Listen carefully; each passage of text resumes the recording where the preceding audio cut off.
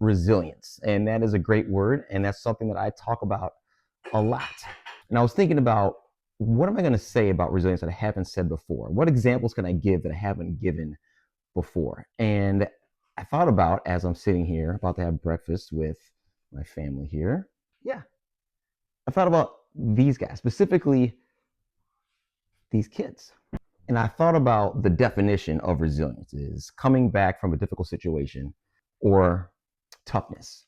And I thought about Hayes, who just a couple years ago couldn't swim, couldn't touch the bottom of the pool.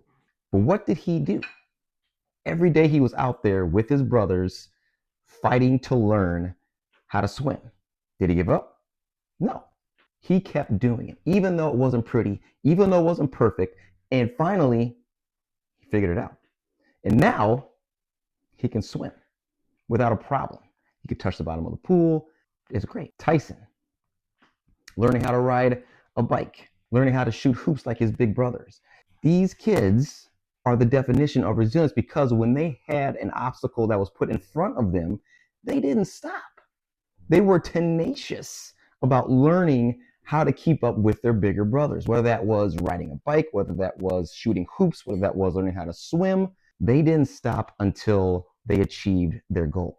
And I bring that up as a point because all of us have done that at some point in our lives. We have all put the work in to bounce forward, and I say that intentionally, bounce forward from setbacks, from resistance. And the reason I say we bounce forward is because it's super important to be intentional about the words that you use. We're not bouncing backwards, and this is something I picked up from Amberly Lago. We bounce forward. Because when you have resilience, you are moving forward, not backwards. When you have resilience, you are fighting forward, not backwards.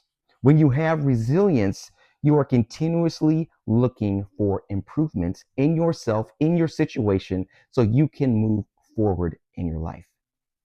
And I want you to remember that when you hear the word resilience. And I also want you to remember that each and every one of you have been in a situation before where you've had to dig deep.